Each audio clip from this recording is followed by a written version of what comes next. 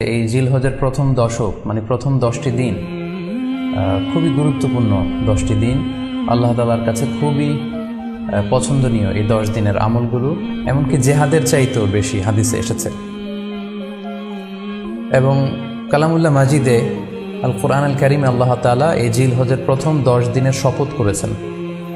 এই 10 দিনের এবাদত আল্লাহ তাআলার কাছে এত বেশি পছন্দনীয় হওয়ার কারণ হচ্ছে এই 10 দিনে আল্লাহ তাআলা উম্মাহাতুল ইবাদাত অর্থাৎ যত মৌলিক ইবাদত আছে সবগুলো মৌলিক ইবাদতের একটা সমন্বয় করেছেন জিলহজ মাসের এই প্রথম 10 দিনে, যেটা বছরের অন্য কোনো সময় কিন্তু পাওয়া যায় না।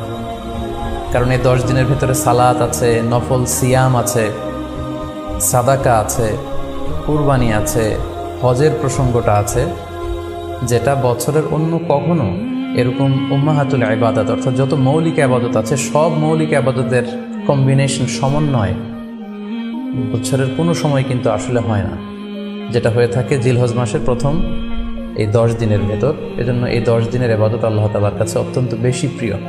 এজন্য আল্লাহ রাসূল সাল্লাল্লাহু আলাইহি ওয়াসাল্লাম এই 10 দিনে যাতে আমরা বেশি বেশি নফল ইবাদত করি আমাদেরকে উৎসাহিত করেছেন।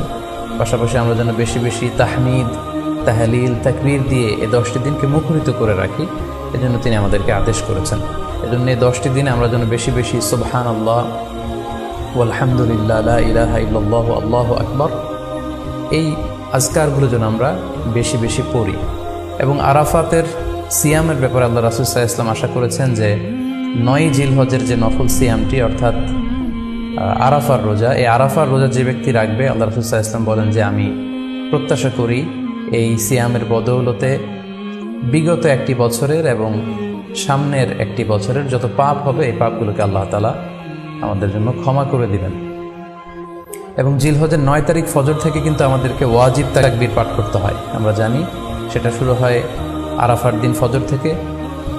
9 তারিখ ফজর থেকে শুরু করে 13 তারিখ আসর পর্যন্ত এই তাকবীরগুলো প্রত্যেক সালাতের পরে পড়া আমাদের জন্য আবশ্যক। আমরা যেন এই নফল আজকারগুলো, এই নফল তাকবীরগুলো যাতে আমরা বেশি বেশি করে দেই।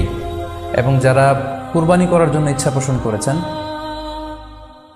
তারা যেন এই 10 দিনের আগেই তাদের মাথার চুল এবং নখ কেটে পরিচ্ছন্ন হয়ে যান। এবং জিলহজের এই 10 দিনে তারা যাতে মাথার চুল না কাটে এবং হাতের নখ না কাটে, এই মর্মে আল্লাহ রাসূল সাল্লাল্লাহু আলাইহি ওয়াসাল্লাম আমাদেরকে গাইডলাইন দিয়েছেন। সব মিলে আল্লাহ তাআলার কাছে এই 10টি দিনের ইবাদত খুবই প্রিয়। এমনকি হাদিসে এসেছে, যেটা আমরা বললাম যে জেহাদের চাইতেও বেশি প্রিয়। এজন্য এই সুবর্ণ সুযোগটুকুন যেন আমরা কখনোই মিস না করি। তাই আমাদের সাধ্যমতো আমরা যেন বেশি বেশি নফল ইবাদত করি। আমরা যেন সুযোগ হলে পুরো 10 দিন ব্যাপী আমরা চাইলে নফল সিয়াম রাখতে পারি, আমরা বেশি বেশি কোরআন তেলাওয়াত করতে পারি, বিশেষ করে তাহমিদ,